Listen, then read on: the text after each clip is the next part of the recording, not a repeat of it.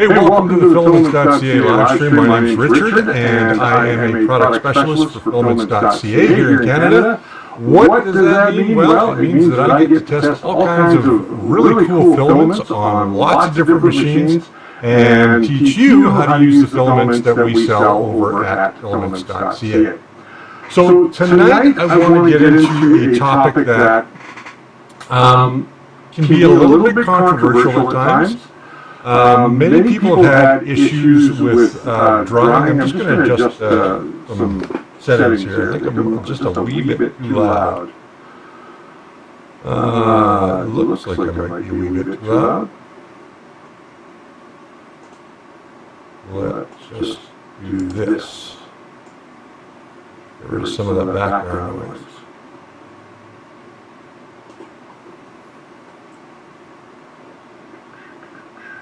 I think we are good. I think we're good. Okay. So what does it mean when I say that we've got issues? Well, there's lots of issues out there. And some of the things that we deal with on a regular basis when it comes to our filament is, did I overdry my filament? What can I use to dry my filament? I'm going to be taking your questions in the chat here tonight. Sorry, I feel just almost a little bit disorganized, but that's okay. We'll muddle through it. So what does it mean when I say, did you overdry your filament? I find that a lot of people right now, because of the summer that we've had, in some places it's been super humid, in some places it's been really dry. Today, for instance, here in Calgary, it's kind of humid. The humidity's up. Normally, it's very dry out here. So we typically don't have to dry our filament out here. There are certain filaments that you do want to dry. Nylon being one of those filaments that when you get it, you do want to dry it in some sort of mechanism, whether that be the oven, a toaster oven, a dehydrator, or a commercial unit like the EBOS that I'm going to show you right here. Let me just cut to that. So this is the EBOS filament dryer. I apologize for some of the stuff that you're seeing in the background. But what this unit does, and we sell similar units to this on our website at Filaments.ca. This one just happens to be in my personal collection. You can see that it has a humidity dial right here, and it is reading 40% humidity. So what that tells me is that right now, there's 40% humidity in the air. That's kind of high. That's going to allow your filament to absorb moisture like crazy. If you are hearing an echo tonight, please let me know. You should not be hearing an echo tonight. There we go. Let's turn off that one. This particular unit will allow you to dry 2 rolls of filament. As you can see here, I have 2 rolls of Filaments.ca filament in here. And do they need to be dried? Probably. They've been sitting out for a while. But once you fire this up, this particular unit and many units like it will have a temperature dial, as we can see here. We'll have a way to adjust temperature and length of time that you're drying it for. One of the biggest common mistakes that people make when they are using something like this or their oven is they set the temperature too high or they let it go for too long.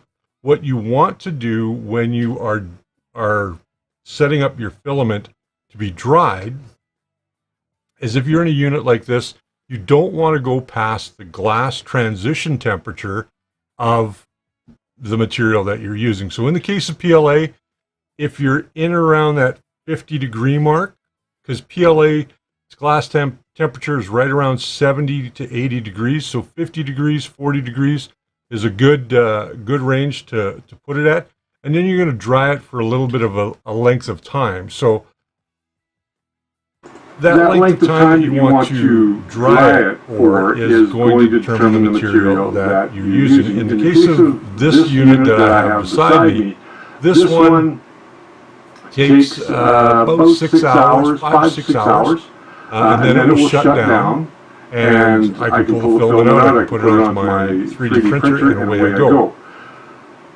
Why is that important? Well, what you're doing is you're pulling that moisture out of the material. If you do this too often, can you ruin the material? Absolutely you can. You can make it so that it is just unusable. It won't print very well. It may look like it has too much moisture when in reality it does not have too much moisture.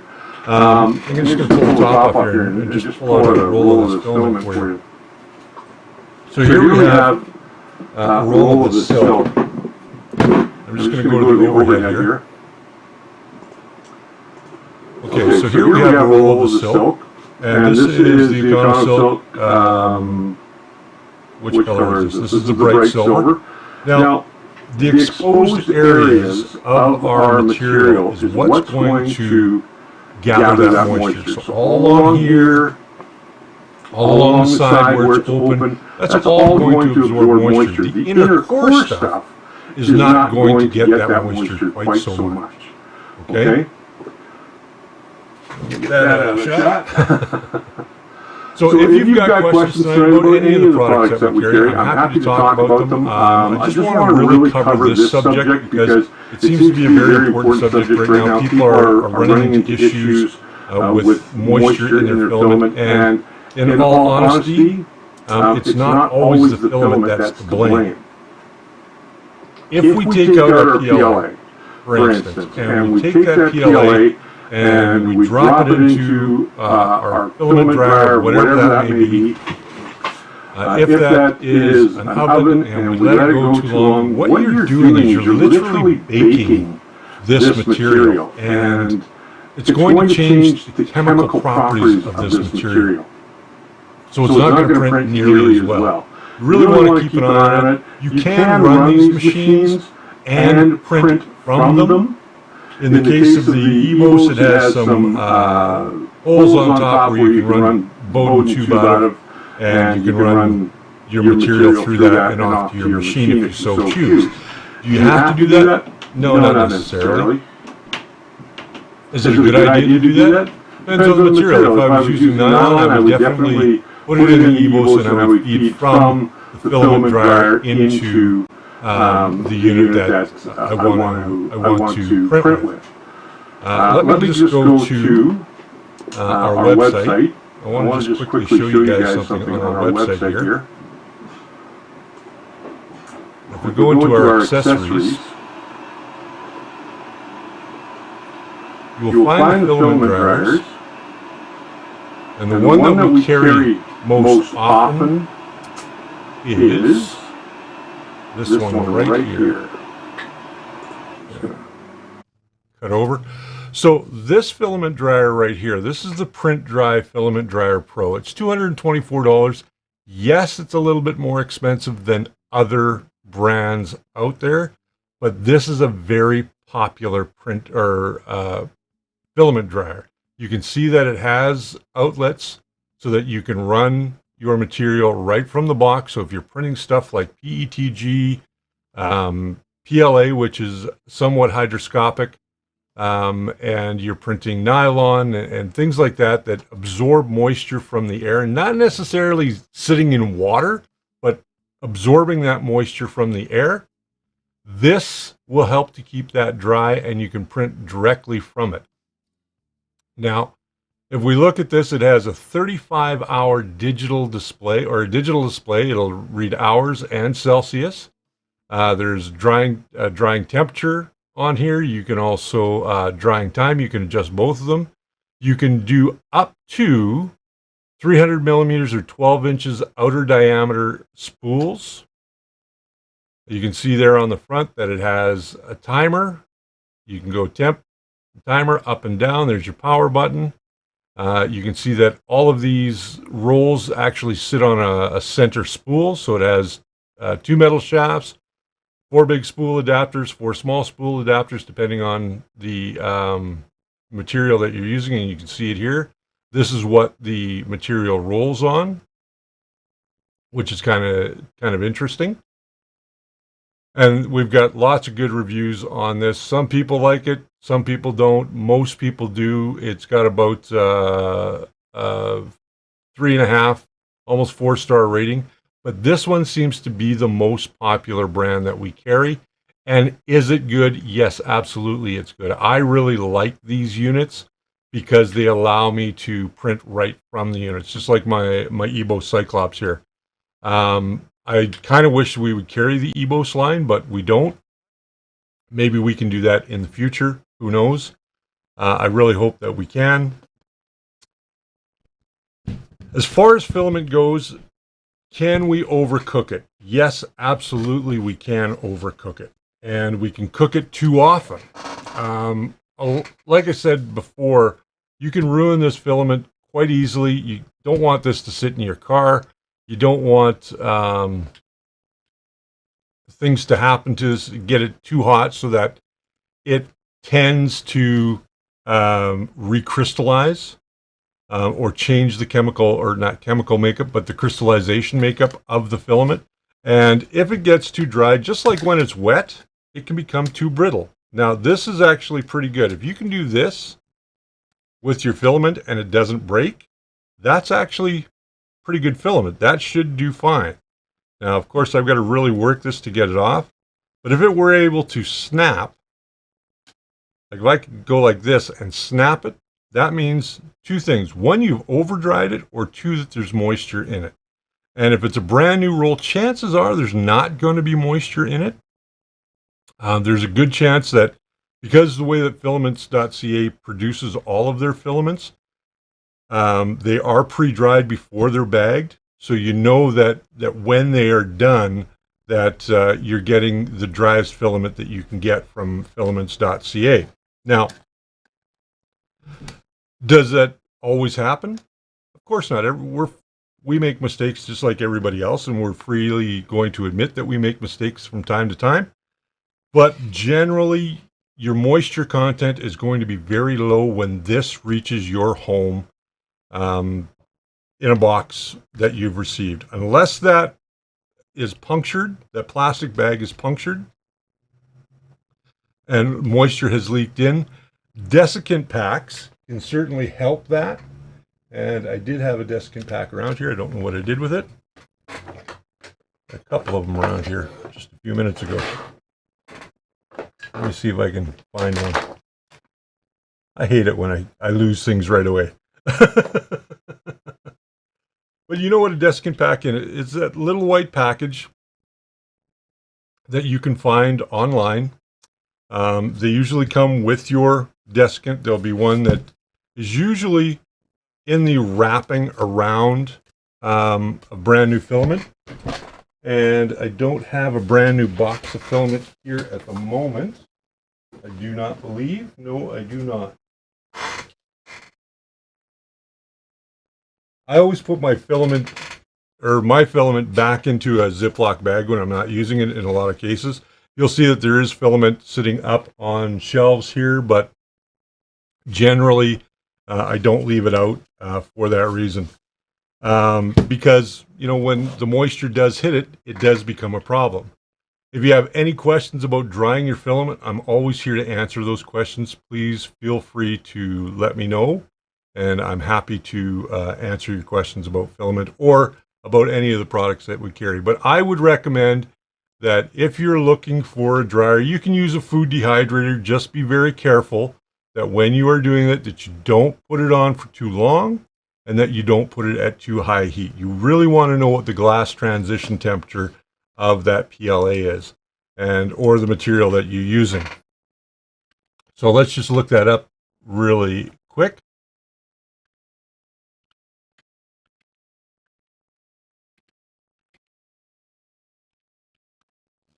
There we go.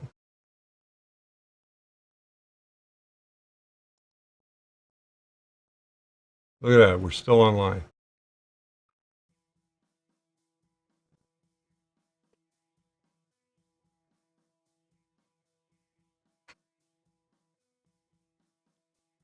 All right, so let's go here.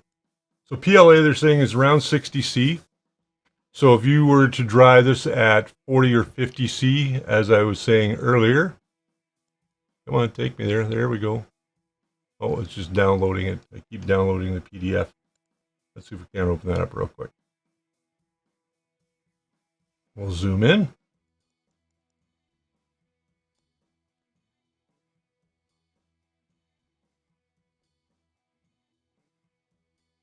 So the glass transition temperature for non-annealed PLA, and we're going to talk a little bit about annealing PLA here in just a second. Non-annealed PLA is 59.6, basically 60 degrees. Annealed at 80 degrees is 61, and 100 degrees annealing temperature is going to give you a 62.4 up or down. What does all that mean? Well, it means that if you start getting over that 50 degrees or 60 degrees, you are at risk of annealing the plastic. And once you've annealed the plastic, you've changed the way that it's going to operate in your 3D printer, and it's not going to print worth a darn for you. And it can be a real hassle and a real problem.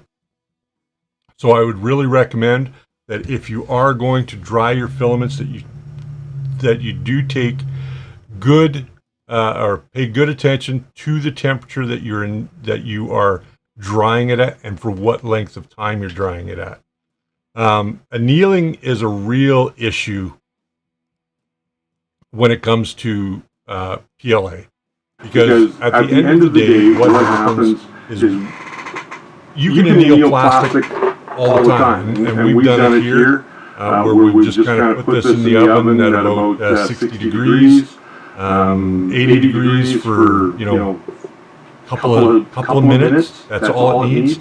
Doesn't need a long time, and that will toughen up the plastic. What it does is it kind of remelts the plastic to some degree, very microscopically, and helps to bind those layers even better because of the weight of the plastic on top of each other. So it helps to bind it even better and makes it stronger.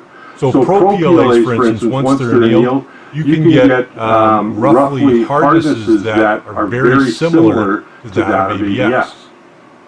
So drying your filament, I think, is not always a must, and I think if you buy a brand new roll of filament, unless it says to dry it, don't dry it. Put it in your printer. Get it going. Start using it right away. I think it's going to be a benefit to you to do that. Oh, well, that's no good. Why did we go to black?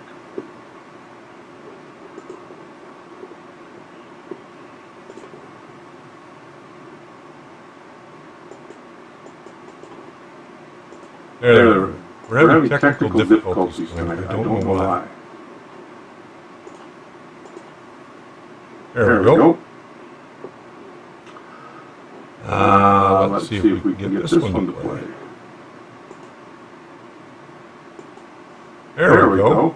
Don't forget that if you got some value out of tonight, please subscribe to our channel, leave a comment down below, give us a thumbs up, share it with a friend, and all that great stuff. And I do appreciate you guys being here tonight. It's not a very long live stream tonight because there's not very many people watching, but if you do watch this at the end, or you watch this afterwards and you find that you're getting some value out of it, again, please leave us a comment.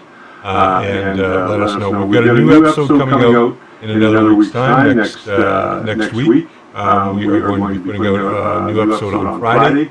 I'm not going to tell you what that is because it's a big secret, but suffice it to say, to kind of wrap up what we're talking about today, is can over drying your filament cause problems? Can you ruin your filament? And the answer is definitely yes.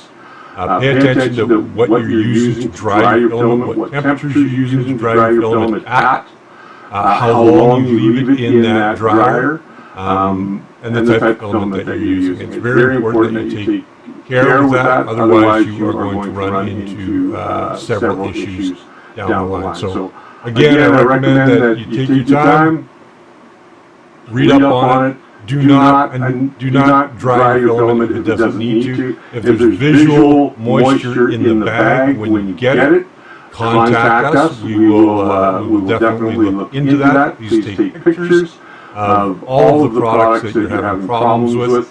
whether it be on a crucial printer or on a CR10, doesn't matter. We're going to be looking at another printer here very soon. We're going to be testing some new materials.